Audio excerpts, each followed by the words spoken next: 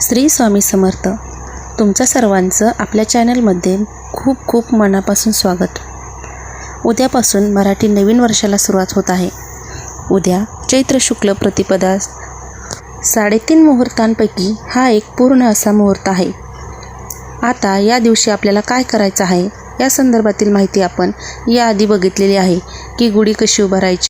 उद्यापासून चैत्र नवरात्र सुरू होत आहे, म्हणजेच आपल्याला कुलदेवीची सेवासुद्धा करायची आहे आणि त्याचबरोबर राम नवरात्रसुद्धा सुरू होत आहे.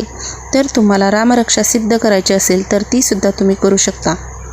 उद्या सकाळी उठल्यावर आंघोळीच्या पाण्यात थोडीशी का होईना आपल्याला हळद टाकायची आहे आणि त्याने आंघोळ करायची आहे. पण त्याच्यासुद्धा आधी एक महत्त्वाचं काम तुम्हाला करायचं आहे. तर ते कुठलं ते सांगते.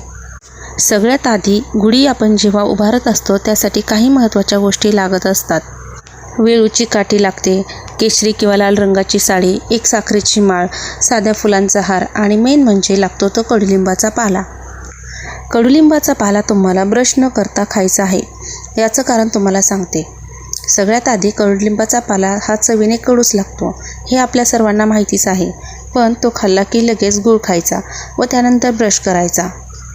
खरं तर कडुलिंबाचा पाला याच दिवसापासून खातात आणि असं म्हणतात की गुढीपाडव्याला जेव्हा कडुलिंबाचा पाला आपण खातो तेव्हा उन्हाळा भाजत नाही आणि जी लहान मुलं आहेत त्यांना अर्धा तरी पाला खायला द्या.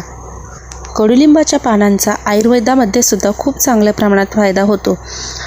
त्याच्यामध्ये अँटीबॅक्टेरियल प्रॉपर्टी आहे किंवा अँटीव्हायरल प्रॉपर्टी आहे की जेणेकरून जे काही विषाणू जीवाणू आहेत त्यांचा नाश होतो आणि त्यामुळे उन्हाळा बाधत नाही.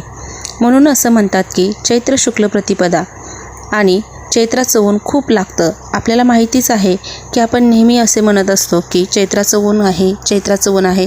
तर चैत्राचं ऊन बाधू नये म्हणून आणि अगदी हा उपाय कोणीही करू शकतो. तर काय, फक्त सकाळी उठल्या उठल्या ब्रश न करता कडुलिंबाचा एक तरी पाला चावायचा आहे आणि तो खायचा आहे आणि त्यानंतर थोडा गुळाचा खडा खायचा आहे. अर्थात याचा नैवेद्यसुद्धा दाखवला जातो हे आपल्या सर्वांना माहितीच आहे. आजच्यासाठी फक्त इतकंच.